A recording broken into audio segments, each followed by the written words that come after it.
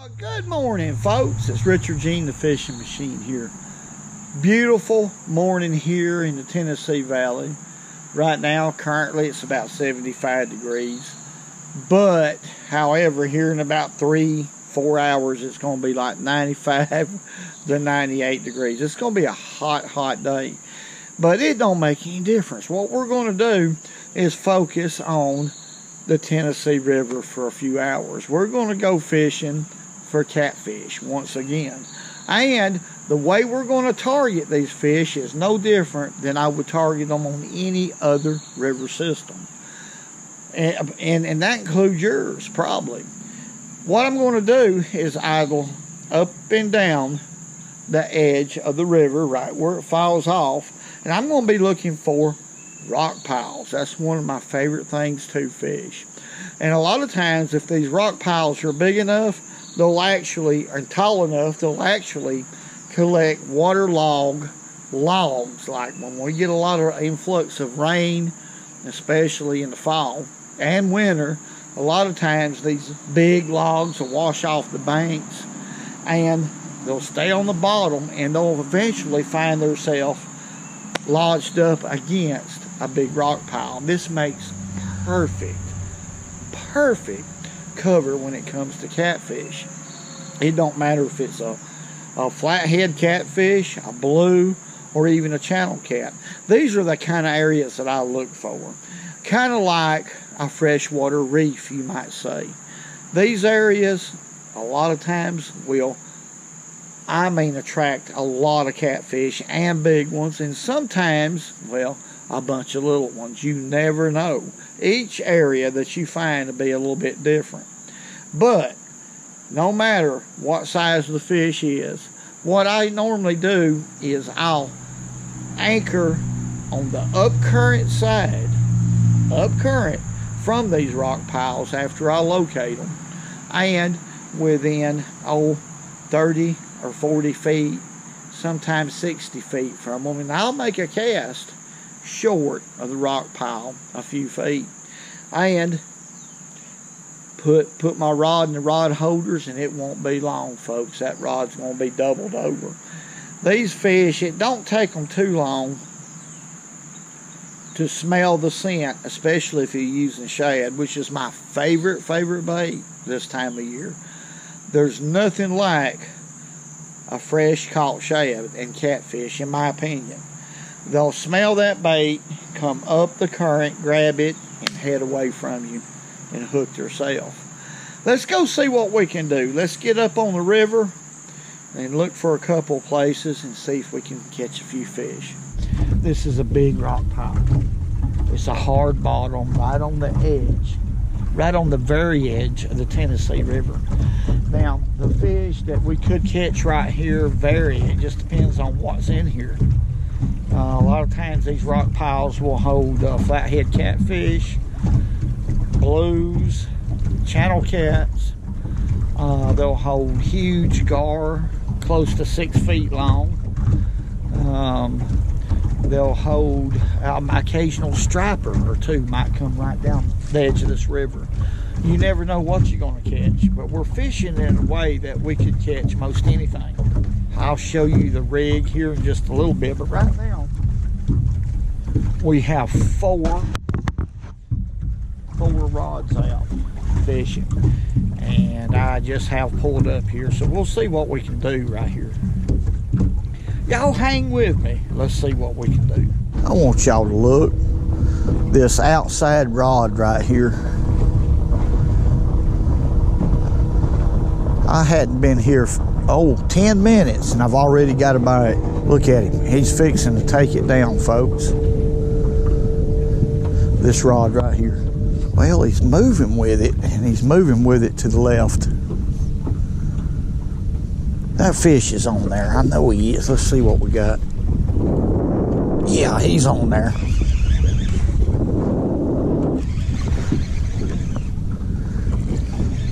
See what we got right here. This fish is coming to me. That spooks me a little bit. I had a big shad on here. Oh, there he is. He's starting to fight now. Let me loosen this. Oh, he ain't that big. Golly. That fish knocked the fire out of it. Then instead of going away from the boat, what he done, the doggone thing just started going sideways. That's a pretty fish right there. I like catching them that size. I caught that fish on the limberest rod that I have, that I put on the outside, because as soon as I got here, this rod right here, I was actually rigging up another leader for it. It's quite a bit stiffer than this one, but still, that was a lot of fun. We got him. I always carry an extra. If I'm gonna fish with 4 rods, 2 on each rod holder like this, I always will bring me an extra rod, because too much can happen out here when you're fishing for these old rough fish like we're doing today. All right, let's come on in here. That's a pretty good blue. We'll take a look at him, but at the same time, we'll watch these rods.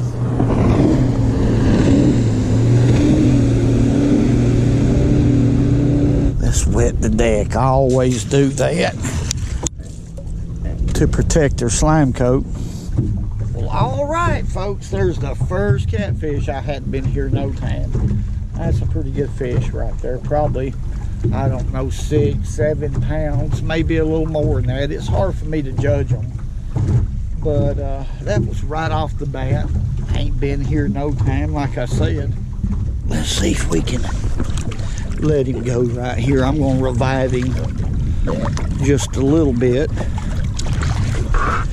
Not much, because there he goes. I let them go. Now, folks, I let them go just as quick as I possibly can, because the water's hot. And even though catfish are very hardy, I still try to, if I'm going to catch and release, I try to get them back just as quick as possible. What I'm using right here on all of these is a 4/0 octopus circle hook. And I'm going to go ahead and rig it real quick. See what the number of this hook right here is. It's not the straight shank. This one has an offset in it. You can see how it's curved. To y'all, it'd be to the right of the screen. See, it's not in line with the shank. It's got a little bend in it, and I like those better than the straight shanks. But anyhow, let's go ahead and rig this up. I'm going to put a knotless knot right here. I got about a 1/2 inch of tag. I'm going to wrap this 7 times because it's a lucky number. 2, 3, 4, 5, 6, 7. Then I'm going to take the tag in and go right through the back side. This is a very strong hook if you're fishing for these old big fish like this. In my opinion, it's just as strong as a snail knot. Just as strong.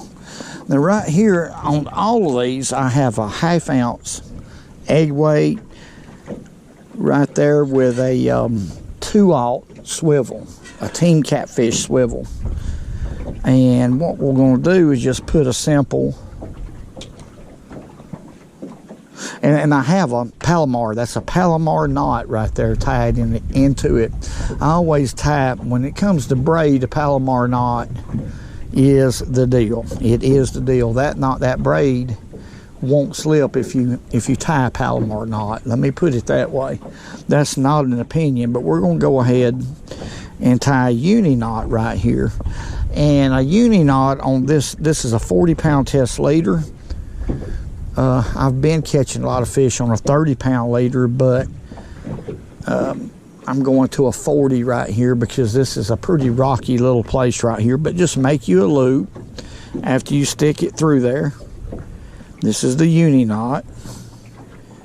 And go through it 4 times, 4 to 5 times. Now on this big line, 4 times is enough. Okay. It will hold just as good if you was to go through it 50 times.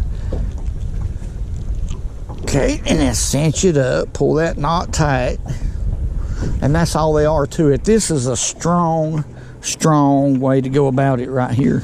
then I'll leave a tag in of whatever. We're fishing for catfish. That's a 1/2 inch. It don't matter. Catfish don't care. These are rough fish, just don't care. Nothing finesseful about this. Now, the reason I'm using such a small hook, a size 4 hook, is for this reason right here, a 4/0 hook. The reason why is because I've caught a bunch of them that size right there. That's about 4.5, 5 inches long. So, hook through the nose, just like this, out his nostril. That's a perfect exposure on that size of a bait. Now, this size of a bait right here will catch, it'll catch 40 and 50 pounders. If a 50-pound blue was to come through here, he'd eat it. If a big flathead sees it, he'll eat it. If a striper comes through here, if he's hungry enough, being that it's going to be spinning in the current and flashing, he'll pick it up and eat it. All right, let's chunk it. And this reel right here is nothing but just a little speed spool. Y'all remember those? Just a cheap little, they didn't cost much. I think it's a 6-to-1 gear ratio reel. Little bitty, small. Oh, I've caught some big fish with this. But the rod right here, let's just lob it right there, is an old Quantum rod made in the 80s, 6.5 foot long. Big old beefy handle. It's not a heavy rod either. I mean, made in the 90s, excuse me. Probably mid-90s, something like that. It's an old rod, but boy, it's a good one for stuff like this. Oh, it's good for bass fishing too. It's a doggone jam up spinnerbait rod. Right on the edge of this Tennessee River, there's rock piles periodically up and down, real close to the break lines, and then that's what I look for as far as location, because right now, from midsummer all the way through late summer, there's a lot of threadfin and gizzard shad starting to migrate and use the very edge of the river. And that's the reason why I focus on the river this time of the year, because of that. A lot of bait traveling the break line, and they'll come off of the river, which the river's just right there. I can throw a rock and hit the side of the river right where it falls off into deeper water, but those shad will migrate off the side of that river, and they'll get on these rock piles, relate to them a little bit, feed on little zooplankton and stuff like that. The gizzard shad will feed on the algae and stuff on the rocks. I mean, first one thing, then the next. There's a lot of bait out here.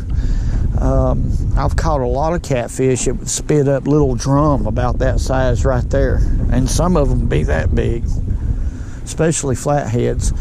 That's where those little drums stay. They stay on these rock piles and hide in these rocks in this deeper water in just big scoos, and them catfish, they eat drum.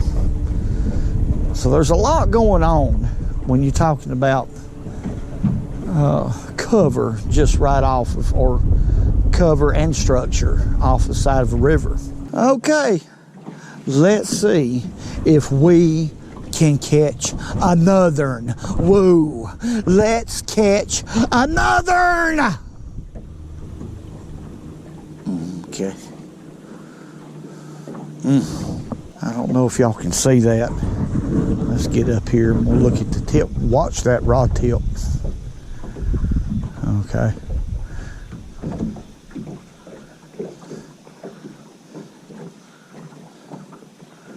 See how it's barely moving. Now that could be a flathead right here. This is a big rock pile. Big old rock pile right here. That could be a flathead messing with that.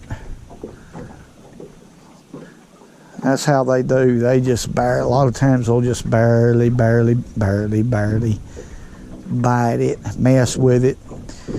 Blue cat, normally he'll come up. See, the current's going this way. Look here, it's bending over now. Yeah, this could be a big flathead right here.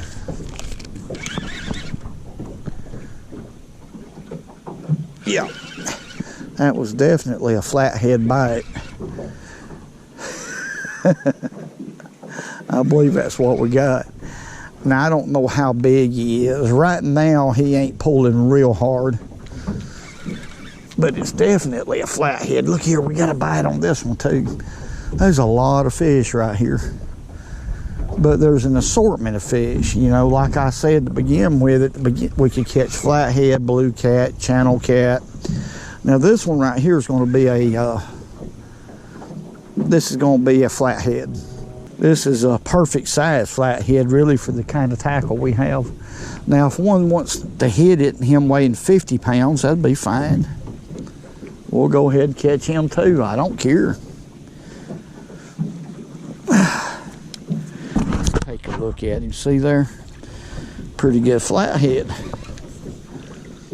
Not no giant, but I knew he was the way he bit. There's a lot of difference in the way a gar bites, a flathead, a channel catfish, and a blue cat. Big difference on all those bites. But let's go ahead and we'll net this fish. Hard pulling thing. Quit. You hard pulling thing, quit. You're done. Okay.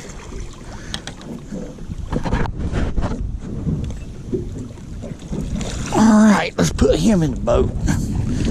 I'm going to do the same thing. I'm going to wet the deck to protect the slime coat. This fish is living in rocks. Now, if you'll look, he's really, really dark. So he lives in them rocks. Flathead they have to have something to get against or into. That's just the nature of a flathead. And they wait for something to wash by and they'll ambush it. All right, folks, we caught us a little flathead right there. Pretty good fish right there. He give me a flatheads can pull. It's a straight down fight, but it's a bulldog type fight. They have a lot of power. But like I said, if you notice, that fish is pretty dark. He's been in them rocks a while. That's his home. So we're going to release him right back, and he'll go right back right exactly back where I caught him. Let's let him go. But ain't they pretty? Flathead to me is a gorgeous fish. I love to target them too. They really put up a fight. Let's revive this fish a little bit. Now they're stout. They're really stout. But I'm going to hold him right there for just a little bit into the current. He wasn't out long, but I just want to make sure that when we put them back, they're going to survive, which they will. They're real hardy fish, but there he goes, right back to the bottom. What about that, folks? Caught a blue cat and a flathead that quick. Now, if we could catch a channel cat, big old channel cat, that'll be a Tennessee River slam. It's possible right here where we're at. You know, folks, when you're talking about rock piles like we're fishing right here, and it's also right on the edge of the river right here, this is a perfect place for fish to move up and down the break line right here, where the actual river break line is. And that, in other words, right where it falls off in the deeper water. Now, I'm up on the upper part of it in about 20-something feet of water on this rock pile. But like I said, I'm a rock's throwing distance from the river. Now, these fish, I caught two, boom, boom. A blue and then a flathead. Now, it's been about 15 minutes or so I hadn't had a bite. Now, you know, a lot of people say it's a 15-minute rule. If you don't get a bite within 15 minutes, move. You know, I don't agree with that in a situation like this. Now, if I was just fishing the break line of this river, that would be different. You know, moving up and down the break line. What you would look for on the break line is irregularities. you know, like outside bends and stuff like that in the river and things of that nature, where there's nothing, where there's no structure hardly. Well, that's different. You know, after about 15 minutes, I would say, yeah, relocate if you don't get bit. But a rock pile's different. Now, big flathead catfish and blues oftentimes takes their time about biting if they're not real active. Now, this rock pile's pretty good size, but it's not really that big. But they could be fish down there 50 yards from here, just meandering around, just milling around. And then they finally pick up the scent and then come up towards these baits and then grab it. So what I'm saying is, be patient when you're fishing cover like this, because you could really, by being patient, some of the biggest flatheads I've ever caught and blues has been by being patient and sticking with areas like this that's really hangy. Stick with it a while before you lose your patience and move, because you could catch a trophy of a lifetime on spots like this. You never know.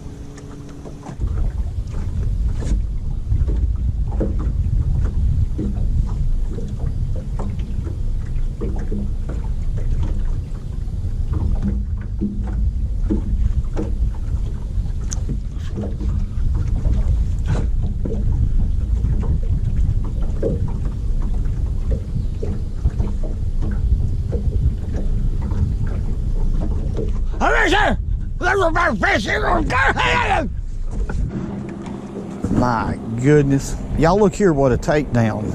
Now that fish is hooked.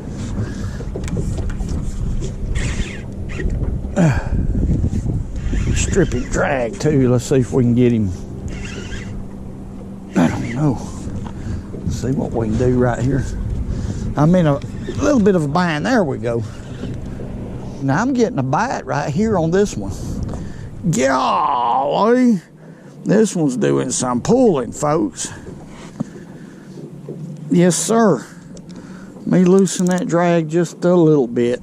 That fish hooked itself without any problem, and they will with a rod holder. When you have this type of current, they've actually picked the current up just a little bit. They'll hook themselves. Let's get him back over this way. He's worked his way over here like this. Golly, Mom. This is a pretty good fish right here. Not a bad one at all. Y'all see that yellow butterfly? I don't know if y'all seen it or not, but that's a sign that fall is coming. It won't be long. See how he's fighting straight down like that? If it's not a flathead, it's going to really surprise me. Now, sometimes a blue, well, now he's going like a blue, but he's got into that other line. Doggone it. He sure has. Somehow he's got wrapped around that other line. Let's see if we can get him up right here. See what he is. I believe it's a flathead. There's some bubbles. No, it's a blue. Good blue too. He got into this line, the white rod. The one I said I thought I was getting a bite on. I thought it was in this rod. Oh my goodness. That's what happens. You're going to get tangled up when you do this kind of stuff. That fish fought just like a flathead. Come on over here, boy. It's a darn good one. Come on, boy. There we go. Yep, when you got 4 rods, you can definitely expect it. That's just part of it. Let's wet this up right here. That's a good size blue right there. That's getting just a little bit better right there. Listen to him talking to me.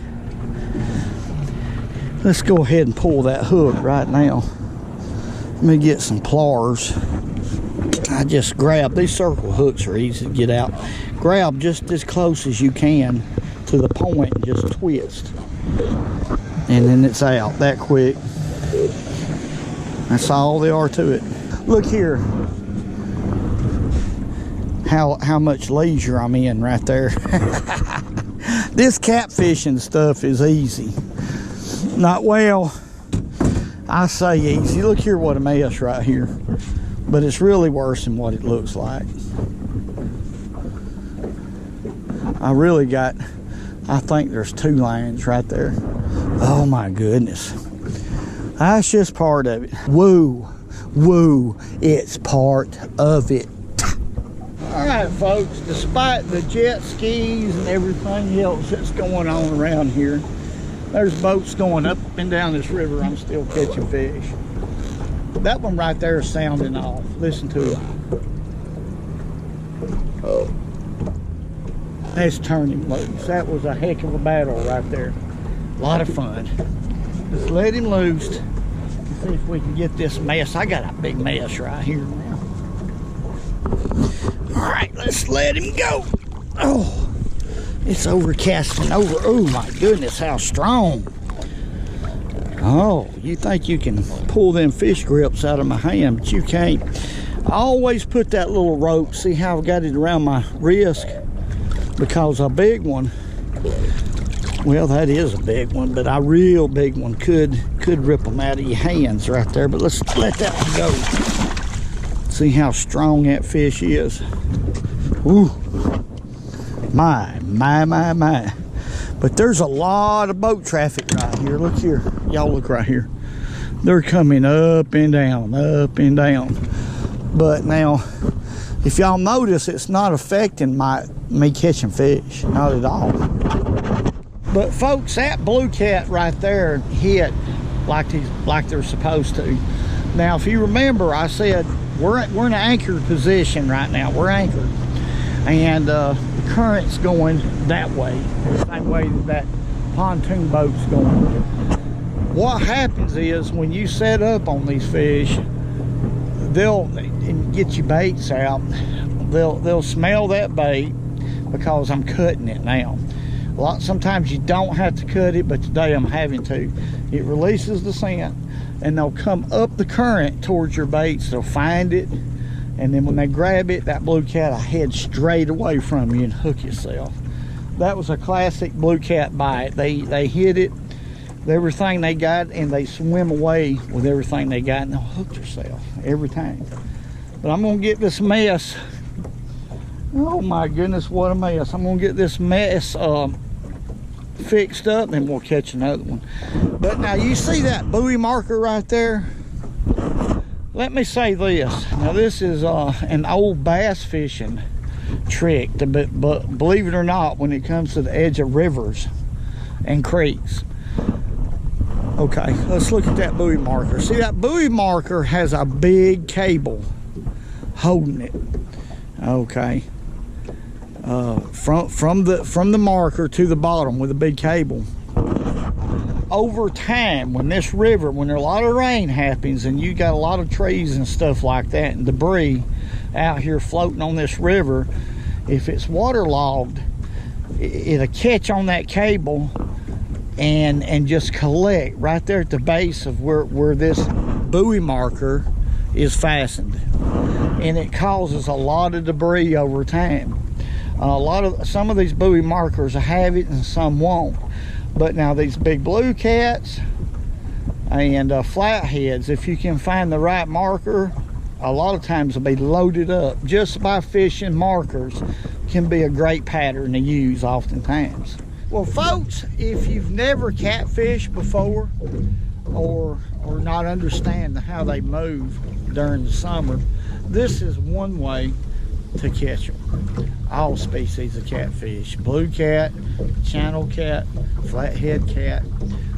It will work for all species. It just depends on the area which species is going to show up. But I'm going to let it go. We caught a few fish here the last couple hours. Right now the eelgrass is aggravating me. It's coming from the dam and it's picking my baits up off the bottom. It's really a problem here on the Tennessee River. This eelgrass is a big problem. I was tickled to death there for a while because those fish was really biting good. But when the eelgrass starts coming in, it's next to impossible to keep your baits on the bottom. So we're just going to let it go. And I'm going to tell you what, it was a very blessed day, folks, or a couple hours. Very blessed. I enjoyed it. And catfishing is probably, like I mentioned, in my opinion, one of the easiest fish to target. They're not hard to target at all. After a few trips, you'll be able to find them yourself without any trouble. And I hope y'all catch a bunch of them. God bless each and every one of y'all. Thank y'all for all the great comments. Everything y'all do, every single thing y'all do is appreciated. Hey, woo, woo, that adrenaline didn't really get me. The adrenaline didn't really get me today until right now. Hey, man, woo. I'm talking about woo. Hey, woo, woo, woo. And to remember, hey, go fishing when you can. Because it's good.